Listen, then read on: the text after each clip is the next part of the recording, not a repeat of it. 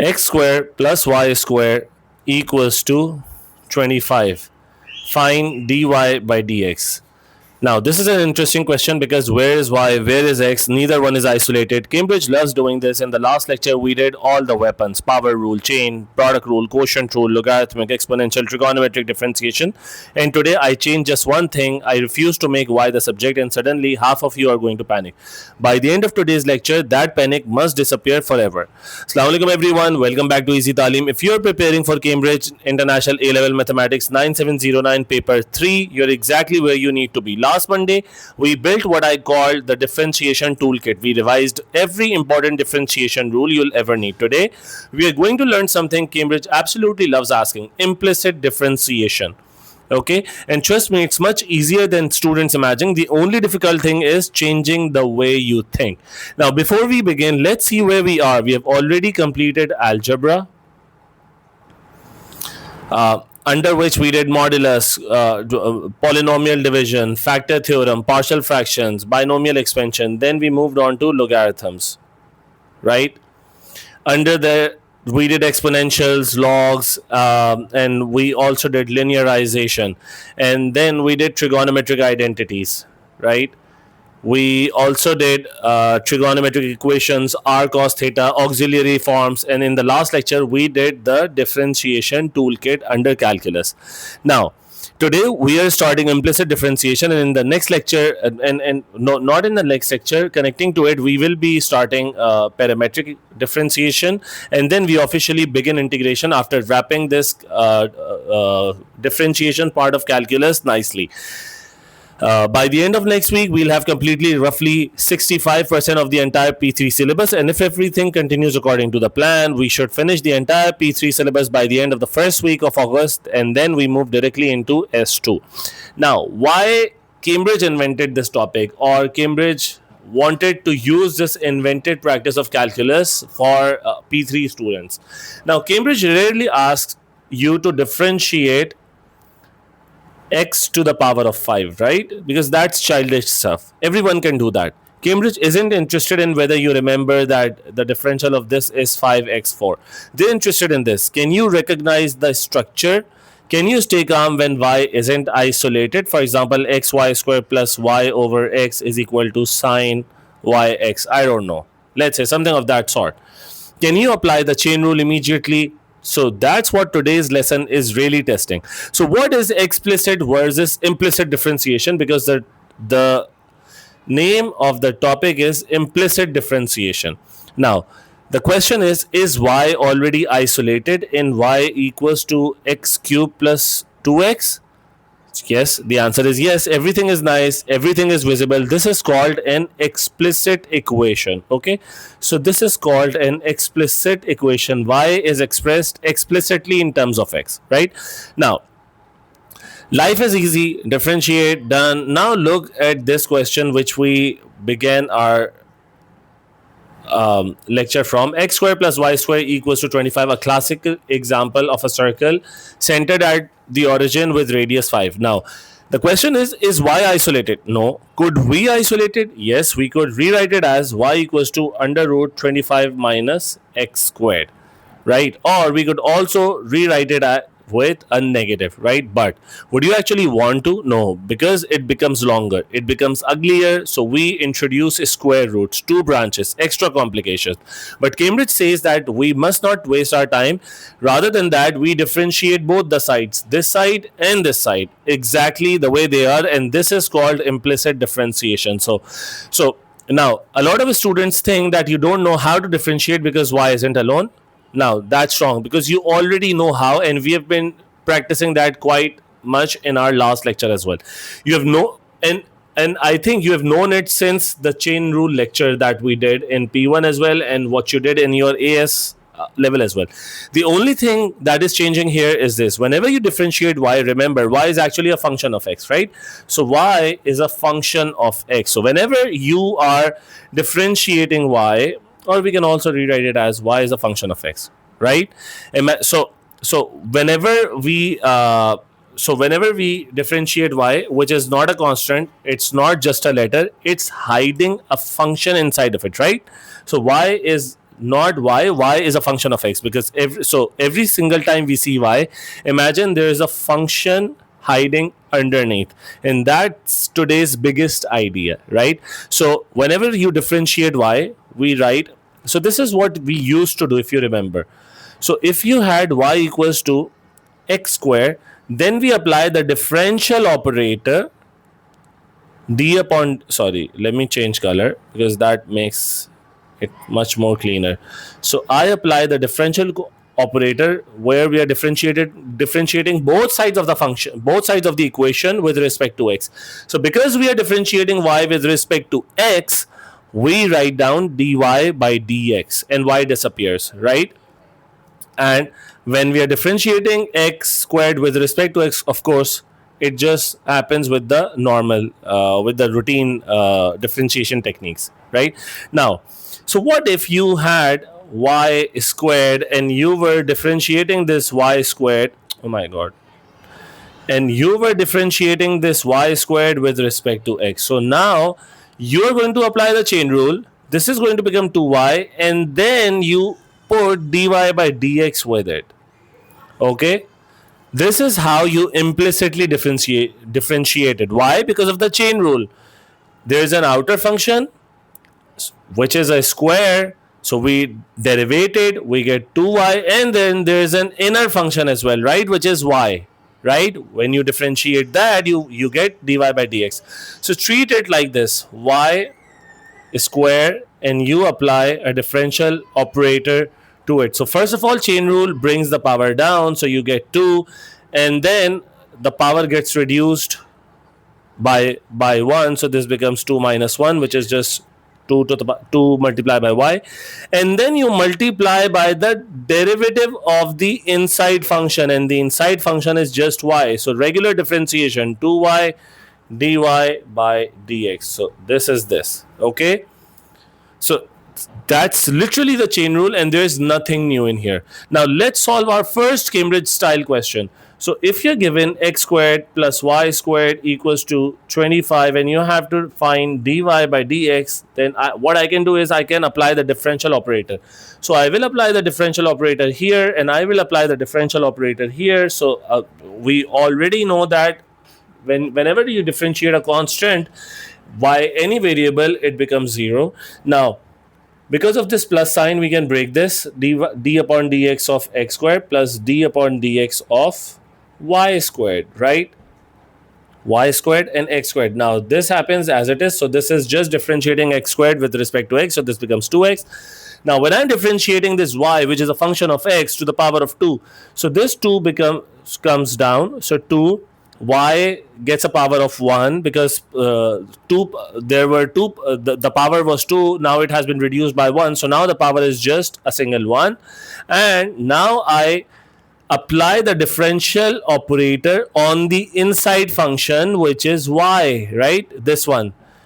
So d upon dx of y is nothing but just dy by dx. So this becomes 2x plus 2y dy by dx equal to 0. So dy by dx becomes 2x upon negative 2y equals to dy by dx. I subtract 2y dy by dx from both the sides, and I get this result. And you can just, so your dy by dx is just going to be negative x over y, and that's your answer. Okay, so there was absolutely nothing. We never solved for y, not even just once. Now let's think this equation is a circle, right? We already know that x squared, wait a second, let me write it down. We already know that x squared plus y squared, like I said, is equal to 25 is a circle. You have already done this in your AS level P1. So every point on the circle has a different tangent, right? So if it is a circle about the origin, this doesn't look like a circle, but let's say that this is one.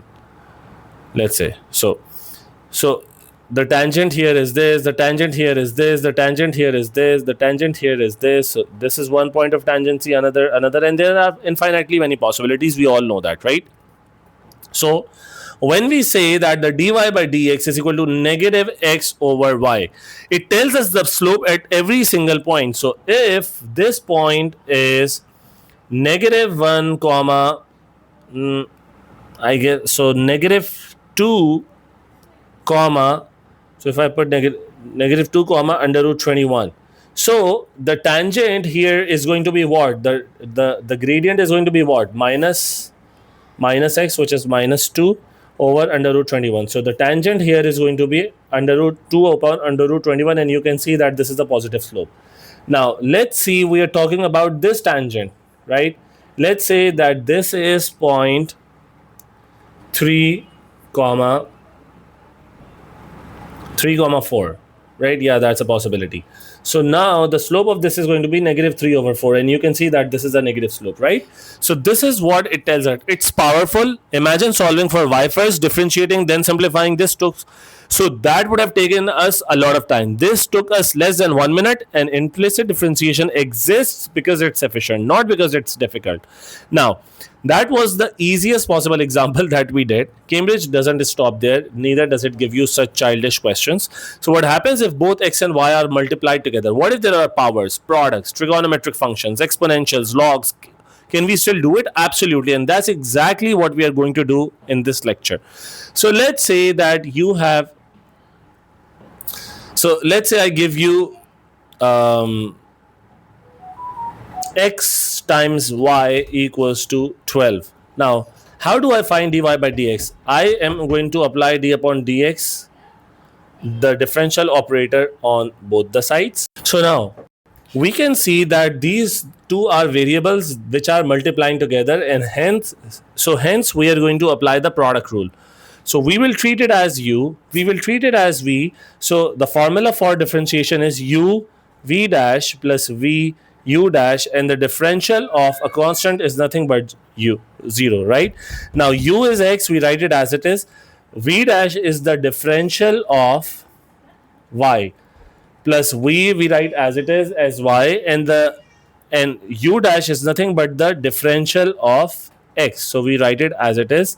So this becomes, so x stays as it is, differential of y is nothing but dy by dx, and here y is copied down as it is, and differential of x is nothing but 1, right? So I can write it here, or I can just leave it as it is. So this is 0. So this becomes dy by dx is equal to negative y over x.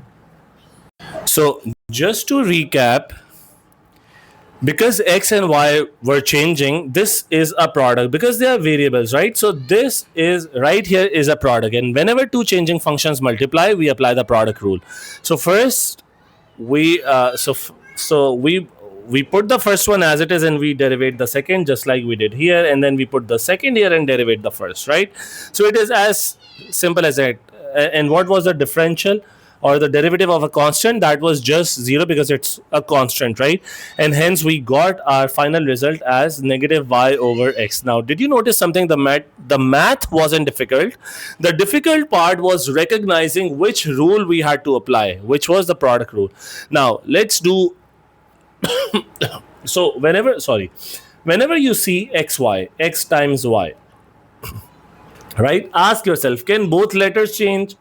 Of course they can. X is a variable, y is a variable. If yes, we apply product rule always. What if it was 2y? Now this is a constant, it does not change, y is a variable, so no product rule. What if it's 2x? This is a variable, this is a constant, it doesn't change, this does, hence no product rule. Now let's combine everything. What if you have, now let me make a very messy example, x squared y plus y cube over x. Let's apply the quotient rule here as well, right? And is equal to 2xy cube. Let's see what we can do here. So in order to find dy by dx, let me put the differential operator on both the sides, right? So this gives me what? So this gives me d upon dx of x squared y plus d upon dx of y cube x is equal to d upon dx of, or I can bring this constant out because it doesn't really matter whether we keep it inside, times x y cube, right? Now the first one, they both are variables, so we apply product rule. Here we apply quotient rule, and here we apply product rule again, right? So let's begin doing that.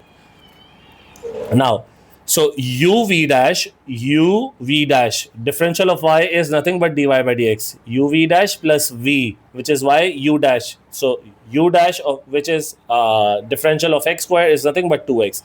So I'm going to write 2x. So this is the first part, right? I will do the second part with another color. Now vu dash. So now I'm going to apply the quotient rule here. So which is v, the denominator first, u dash, which is the differential of this. So we apply the chain rule. So 3y squared and then the derivative of y, dy by dx.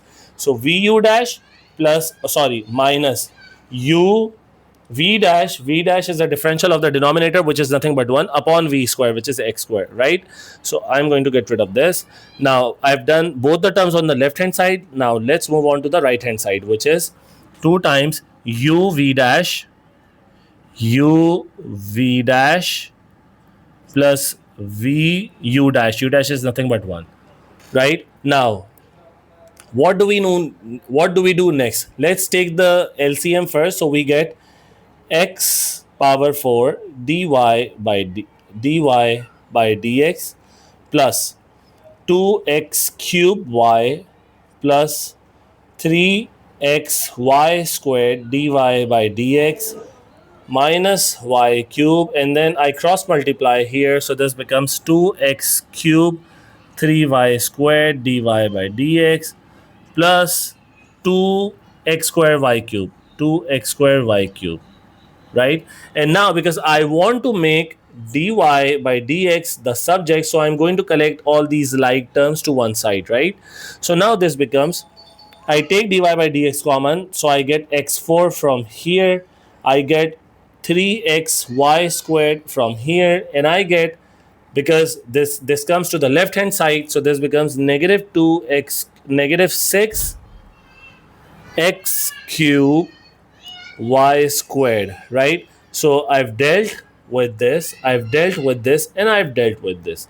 Now this is equal to what? Now this is equal to this term, which is 2x squared y cubed, and I bring this to the other side, which is plus y cubed, and I bring this to this side as well, which makes it minus 2x cubed y. Now what is my dy by dx? It's very simple. I divide both the sides by this red expression, so I get 2x squared y cubed plus y cubed minus 2x cubed y over x4 plus 3xy squared minus 6x cubed y. That's it. So this is the derivative of this messy looking function that we saw here, and we were able to solve it in like 6 to 7 steps and nothing else, right? So this completes the entire, so we combined the product rule, the chain rule, the quotient rule together, and we did a very messy looking question. And I would appreciate that you guys go to your further differentiation chapter in your Cambridge Indoors textbook and do the exercises on implicit differentiation, and also go through the word examples in addition to watching this lecture, right? Now let me give you another example. Now, in case you don't have the digital copy of that book, you can WhatsApp me on +92 329 3028 485. Now, what if, let's do another question. So what if you, because we did not do this one, so x plus sine y is equal to 5. So if I apply the differential operator to both the sides, I get d upon dx of on this side and d upon dx of on this side. So on the right hand side we have a 5, on the left hand side we have x plus sine y. So I can, with the plus sign, I can break it, so this becomes d upon dx of x plus d upon dx of sine of y, and now we know that the argument y is a function of x, right? And the constant of and the derivative of a constant 5 is nothing but 0. So d upon dx of x is nothing but 1. The differential of sine y is what? Sine y is nothing but the differential of that is cos y, and then we multiply by the derivative of the inside function, which is y, is equal to 0, and the derivative of y with respect to x is dy by dx, right? So I can take this one there, so this becomes minus 1 is equal to dy by dx multiply by cos y, and I can take this down there, so this becomes cos y, and my answer is going to be dy by dx is equal to negative sec y. That's it. Now, did you notice something, that nothing changed? You simply attached dy by dx to the chain rule. Now, let's do an exponential differentiation. Ey squared is equal to xy plus 3, or xy squared plus 3, or let's do x squared y plus 3, right? Now, this becomes, so when you differentiate it, you get the derivative of the power here. So, d upon dx of y squared times ey squared is equal to, now this is a product rule, so u v dash plus v u dash, and this was a plus c plus, no, this is a plus 3, so the derivative of this is nothing but 0, so I will write a 0 here. Now the derivative of this function is nothing but 2y dy by dx multiplied by ey squared, or I can put this ey squared here and then put dy by dx to make it look cleaner, and then I can bring this here, so this becomes minus x squared dy by dx, and this is equal to 2xy. Now take dy by dx common, so you get 2y ey squared minus x squared is equal to 2xy, and then you can divide both the sides by the function, by the expression multiplying by dy by dx on the left hand side, so this becomes 2xy upon 2y exponential y squared minus x squared. That's it, right?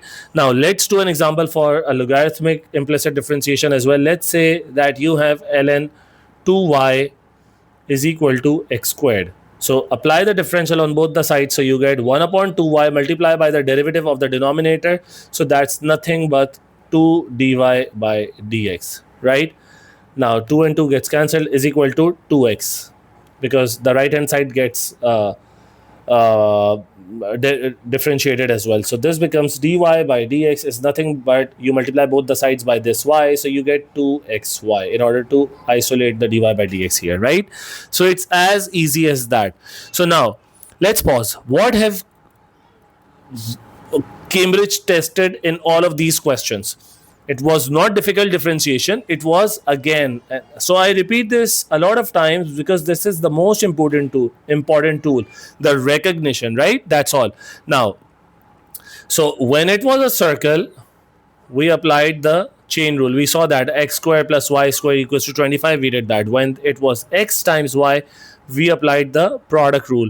When it was something like y cube, we applied the chain rule. There was a very messy question in which we had x cube upon y, so we applied the quotient rule as well. When it was sine y, we applied chain rule, right, plus trigonometric differentiation, right? When it was ln y, we applied again chain rule plus logarithmic differentiation. We also did this ey squared, so we applied chain rule plus exponential differentiation, right? So every question you've seen today is simply asking, can you recognize which rule is hiding inside, right? So now we have learned how to differentiate, but Cambridge almost never stops there. Excuse me. The next question is usually find the equation of the tangent, or find the equation of the normal, or determine whether the tangent is horizontal. That's exactly where we are going next. We'll now solve complete Cambridge examination questions from start to finish, where differentiation is only one step of the problem and not the final answer, right? So up until now, we were doing very nice looking questions because we were simply being asked to differentiate and find out dy by dx, right? There was nothing else there. But that's almost never what happens in the real paper, right? Because like I said, tangent, this is what the actual question might ask you for tangent equation or equation of a normal at a particular point, a stationary point of that, right? Where the dy by dx is supposed to be 0, the horizontal tangent, the vertical tangent, which is the perpendicular gradient, right? Perpendicular gradient. You can write the full forms in your notebooks. Rate of change as well, right? Which you did in your AS level. So today we are going to solve questions exactly the way they appear in Cambridge. So now, if you had to find out gradient at of this function at the point 3 comma 4, so you differentiate it, so this becomes 2x plus 2y dy by dx is equal to 0. So dy by dx hence became minus x over y, so you apply this. So the tangent gradient becomes negative 3 over 4, and then you apply the point slope, which is y point slope form of straight line. So y minus y1 is equal to m x minus x1, and that's it. As simple as that, just able to do it in under 15 seconds, right? So the differentiation took 20 seconds, the algebra took slightly longer, like 5 more seconds, because that's Cambridge. Now whenever Cambridge asks you to find the tangent, your brain should automatically think that you have to differentiate first, you have to find, so differentiate first, you have to find the gradient second, and then third is equation of a line, right? So this is the progression, or these are the steps that you must keep in mind. Now similarly, if you were asked to find the normal at this point, so you found the gradient, you just find the negative reciprocal of that, so that becomes 4 upon 3, and instead of negative 3 upon 4, you put 4 upon 3 here, and you will have found the equation of the normal here, right? So same curve, same point, you had to find the normal, so you do the negative reciprocal thing, and that's easy. Now what if you were supposed to find the horizontal tangent to this circle equation, x square plus y square equals to 25? So very clearly I can see that the tangents are going to be at y equals to negative 5 and at y equals to 5, but let's do it through algebra. So dy by dx we saw was equal to negative x over y. Let's equate it to 0. So we will have x is equal to 0, right? Now when x is equal to 0, y is what? Y square is equal to 25, so that is y equals to plus and minus 5, as we identified earlier as well, because this is a circle about the center with about the origin with radius 5, right? So this was as easy as that. Now notice we didn't differentiate again. Cambridge rewards the students who recycle results, right? Which I did from the earlier parts. I already knew that dy by dx was nothing but negative x over y, right? So don't keep starting from scratch. Now if you were supposed to find the vertical tangents, right? So vertical tangent means what? So this is negative x over y. Now vertical tangent is when the gradient is undefined. Now when is this going to be undefined? When is this going to be undefined? So it is going to be undefined when this becomes 0. So when y is going to be equal to 0, or whatever the expression is in the denominator, that's going to give you the hint. So if y is equal to 0 in our original equation, so that becomes x squared plus 0 square is equal to 25. So we will have x is equal to plus and minus 5, and you can rightly identify that here as well. It's a circle of radius 5, so this is 5, this is negative 5. So these two lines are x is equal to 5 and x is equal to negative 5. It is as simple as that, right? Now students usually try that you compare minus x over y is equal to infinity, which is absurd, right? You just know that this is not infinity, this is undefined, right? Because there is no change in horizontal axis, and yet all sort of changes in your numerator change. So there is no change in the denominator, right? This is your change in y over change in x. Okay, so change in x is y, and it is 0. So y is equal to 0. Put it in the original equation and you will have your result, right? Now let's say, let's do another example. Let's say you have xy plus x square is equal to 20. Find the gradient at 4 comma 1, right? Now this is nothing but uv dash plus v u dash, and then we differentiate the x square, so we get 2x is equal to 20. And now I can just, instead of making dy by dx the subject, I can apply this right away. So 4 comma 1, so 4 times dy by dx plus y is 1 plus x is 2, so 8 is equal to 20. So this is 9, this becomes 11, so 11 upon 4 is equal to dy by dx. As simple as that, right? So so 20, wait a second, did we do it right? v dash plus v u dash plus, yeah, u v dash plus v u dash plus 2x. Oh, this is not 20, this is 0, my bad. I forgot to put the differential operator on the right hand side.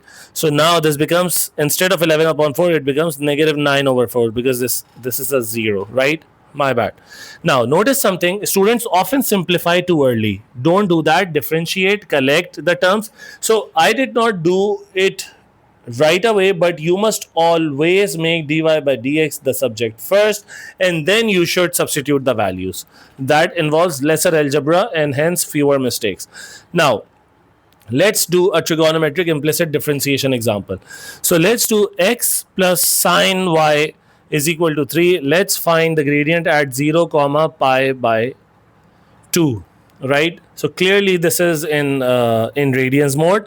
So the differential of this is 1 plus cos y dy by dx is equal to 0, and then I'm going to apply directly. You should not do that. So now cos of pi upon 2 is, what is cos at pi upon 2? It is nothing but 0, right? So this is, therefore the gradient is going to, okay, so the gradient is going to be undefined because cos, so because this becomes, or rather let me show you. So this is dy by dx is equal to negative 1 over cos pi by 2. Now negative 1 over 0 becomes what? This is undefined, and hence the gradient is going to be perpendicular, right? The tangent is perpendicular. Let me write it down. Tangent is perpendicular, right? That's exactly the language Cambridge expects from you. Don't simply write undefined, interpret the mathematics for it, right? So what's the 5 biggest examiner mistakes that the examiners always talk about in their examiner reports? So mistake number 1, whenever you are differentiating a y cubed, you write down 3y squared instead of 3y squared dy by dx. So this, sorry, wait a second. So this is absolutely wrong, and this is perfect, right? So make sure that you are not making these mistakes. Now mistake number 2, when you have xy squared, you just write down, so students were differentiated as 2xy. Instead of applying the product rule and writing it down, u v dash plus v u dash, this is the proper differentiation. So this is wrong, this is correct, right? So that's mistake number 2. Mistake number 3, if you're finding dy by dx and stopping, so if the question is asking you to find the equation of a tangent, you just find the dy by dx and stop there. That's not the complete solution. You're just going to get half the marks, or like 1/3 of the marks of the question. Always read the final sentence of your question, okay? So make sure that you're reading the complete question. Now mistake number 4, using tangent gradient for the normal. So if they give you find the equation of a normal, you have to do the negative reciprocal thingy, right? That's absolutely important. And mistake number 5 is that you substitute the coordinates before differentiating. So first step is you differentiate and then you substitute, right? Now, so now we have seen almost every standard implicit differentiation question Cambridge asks for, but what happens when there isn't even an equation relating x and y directly? What if you have x as a function of t and y is a function of t, and they are related through another third variable t, right? So what if it asks you to find dx by dt, dy by dx, which means let's say that you have x is equal to sine t and y equals to cos t, and they're asking you to find out dy by dx. Now dy by dx is going to be in terms of t, right? So now let's see what happens, right? Because there is no equation to differentiate implicitly, because x is not in terms, so y is not in terms of x, and vice versa. There is no y is equal to fx that you can apply the differential operator on both the sides and get the result. So that's where this topic begins here, okay? Okay, so I think we will leave parametric lecture for the parametric differentiation for the next lecture. So well done. We have learned one of the most beautiful ideas in calculus, which is implicit differentiation. We saw the difference between implicit and explicit functions as well. So we have covered this implicit differentiation. Now, at the beginning of the lecture, I showed you an equation of a circle, x square plus y square is equal to 25, a circle about the origin with radius 5, and asked you to find dy by dx. For a lot of the students, that looked impossible because y wasn't isolated. But now you know something much more important. You don't always need to make y the subject. Sometimes the smartest solution is not rearranging the equation at all and just apply the differential operators on both sides of the equation, right? Now, let's quickly recap today's lesson. Today, we learned what an implicit equation is, why solving for y first is often unnecessary that you make y the subject 25 minus x square, under root and plus and minus. So don't do that, right? The golden rule was, so if you had xy, you apply the product rule, right? So whenever you differentiate y, always remember that whenever you differentiate y, because y is a function of x, you do the chain rule, right? So the differential of this is v dash. V dash is the differential of y. So y becomes 1, but then you take the differential of y, which is dy by dx. V dash plus v u dash, right? Now, every single time, you must never forget this dy by dx because that's the mistake that students make the most in this topic. Now, we then learned how product rule, chain rule, trigonometric, exponential, and logarithmic differentiation all appeared naturally inside implicit differentiation questions. And then we solved complete Cambridge-style questions that involved circles, products, trigonometric functions, logarithms and exponentials, tangents, normals, horizontal tangents, vertical tangents. If you can solve today's questions confidently from your book, you are already well on your way towards scoring very highly in the differentiation section of P3. But Cambridge still has one more trick. Today, both x and y existed in the same equation. So y was a function of x. But what if, like I said, x is a function of t and y is also a function of t, and x and y are related through a third function t, right? A third variable. There isn't even an equation connecting x and y anymore, right? So how are you going to find dy by dx for it? So the technique that we use to solve dy by dx, where y and x are a function of another variable, third variable, we apply the technique parametric equations, where t is a third parameter, right? That's exactly what we'll learn in our next lecture. And trust me, once you understand that lecture, you will have completed the entire differentiation section of Cambridge Pure Math 3. Now, from Friday onwards, we begin one of the biggest chapters in the whole syllabus. Not Friday. Friday, we cover parametric equation. And from Monday, we begin one of the biggest chapters in the whole syllabus, that is integration. So by parts, substitution, inverse trigonometric, integration, logarithmic integration, exponential integration, and all of that. And you'll quickly realize something. Integration isn't a completely new topic.